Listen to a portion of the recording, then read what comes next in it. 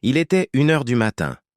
Dans un vol de nuit quittant New York pour Paris, une jeune femme nommée Elisa était assise près du hublot, regardant le ciel étoilé au-dessus des nuages. Elle rentrait d'un voyage missionnaire, fatiguée, mais le cœur en paix.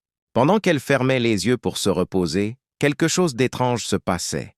Dans la dernière rangée de l'avion, 7 femmes assises côte à côte, toutes vêtues de noir, les yeux fermés, marmonnaient des paroles incompréhensibles.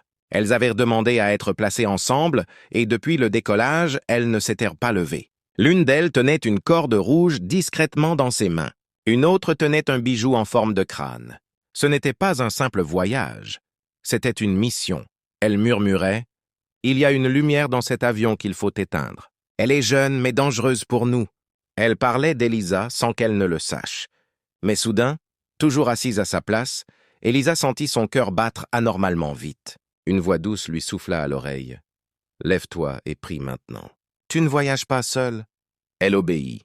Sans même savoir pourquoi, elle se leva, alla dans les toilettes, s'enferma, posa sa main sur la porte et commença à prier.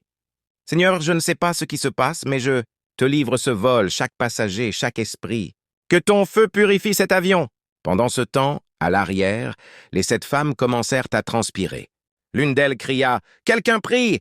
Quelqu'un a dérangé l'équilibre. Leurs objets tombèrent, leur voix tremblait et une turbulence inattendue secoua l'avion. Mais le pilote n'avait rien signalé. Ce n'était pas un problème technique, c'était spirituel. À l'atterrissage, l'une des hôtesses confia discrètement à Elisa. « Je ne sais pas qui vous êtes, mais quelque chose s'est passé pendant ce vol. Vous avez changé l'atmosphère. » Elle ne savait pas tout, mais elle savait une chose. Dieu avait combattu pour elle à 30 000 pieds d'altitude. Si toi aussi tu crois que Dieu peut te défendre même dans les airs, écris Amen et partage cette histoire. Parce qu'aucun pouvoir de l'ennemi ne peut résister à la puissance de Dieu.